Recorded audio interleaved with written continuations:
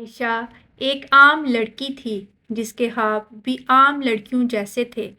وہ بچپن سے شادی کو ایک حسین خواب کے طور پر دیکھتی آئی تھی۔ وہ اکثر اپنی سہیلیوں کے ساتھ بیٹھ کر اپنے مستقبل کے بارے میں بات کرتی اور کہتی، میری شادی کے بعد زندگی کتنی خوبصورت ہوگی۔ میرا سسرال مجھے اپنی بیٹی کی طرح پیار کرے گا اور میرا شوہر میرا سب سے بڑا حمایتی ہوگا۔ ہم سب مل کر خوشیوں بھرا گھر بنائیں گے۔ عائشہ کی شادی ہوئی تو وہ دل سے خوش تھی۔ اس نے دل میں عہد کیا تھا کہ وہ اپنے خوابوں کو حقیقت میں بدل دے گی۔ سسرال میں قدم رکھتے ہوئے اس نے یہ سوچا کہ اب وہ ایک نئی زندگی شروع کر رہی ہے جہاں محبت، احترام اور خوشی اس کا مقدر ہوگا۔ لیکن شادی کے چند مہینے بعد ہی عائشہ کے خوابوں کی روشنی مدھم ہونے لگی۔ اس کا سسرال محبت اور سکون کا گہوارہ بننے کی بجائے ایک میدان جنگ بن گیا۔ ہر چھوٹی بات پر تنقید کی جاتی اور ہر مسئلے کا الزام عائشہ کے سر ڈال دیا جاتا۔ ساس اکثر کہتی، ہم نے تو تمہیں بہو بنایا تھا لیکن تمہیں تو گھر کے کام بھی نہیں آتے۔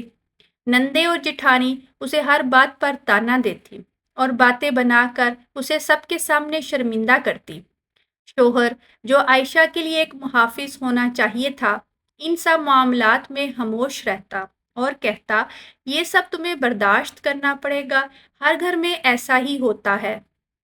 عائشہ نے کافی عرصے تک یہ سب چپ چاپ برداشت کیا، لیکن ایک دن جب بات حد سے بڑھ گئی تو اس نے اپنی ساس کے سامنے بولنے کی کوشش کی۔ اس نے کہا، امی، میں بھی انسان ہوں، مجھ سے بھی غلطیاں ہوتی ہیں، لیکن مجھے مسلسل نیچا دکھانے سے مسائل حل نہیں ہوں گے۔ مجھے عزت چاہیے جیسے میں آپ کو عزت دیتی ہوں۔ عائشہ کو امید تھی کہ اس کی بات سے حالات بہتر ہوں گے، لیکن ہوا اس کے بالکل برعکس۔ سسرال کے افراد نے اس کے بولنے کو گستاخی سمجھا اور اب اس کو مزید باتیں سننا پڑتی تھی، بلکہ اس کے کام میں بھی عیب نکالنے کی کوشش کی جاتی۔ شوہر نے بھی اس پر مزید دباؤ ڈالنا شروع کر دیا۔ عائشہ کے لیے یہ سب ناقابل برداشت ہوتا جا رہا تھا۔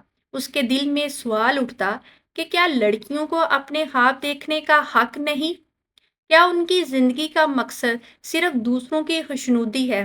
اس نے اپنی والدہ سے بات کی، لیکن جواب میں اسے یہی کہا گیا، بیٹا صبر کرو، یہی عورت کی اصل خوبصورتی ہے۔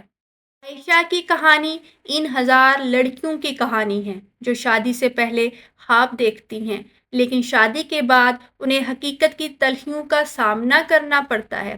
بعض اوقات آواز اٹھانے پر بھی انہیں مزید نشانہ بنایا جاتا ہے اور ان کے خواب دب کر رہ جاتے ہیں۔ یہ کہانی ہمیں یہ سوچنے پر مجبور کرتی ہے کہ کیا معاشرتی نظام کو بدلنے کی ضرورت نہیں؟ کیا ہر لڑکی کو اپنی زندگی کے فیصلوں اور خوابوں کا حق نہیں ملنا چاہیے؟ عائشہ جیسے کردار ہمیں سکھاتے ہیں کہ خاموشی مسائل کا حل نہیں، لیکن یہ بھی یاد رکھنا چاہیے کہ آواز بلند کرنے کے لیے ایک مضبوط نظام حمایت ضروری ہے۔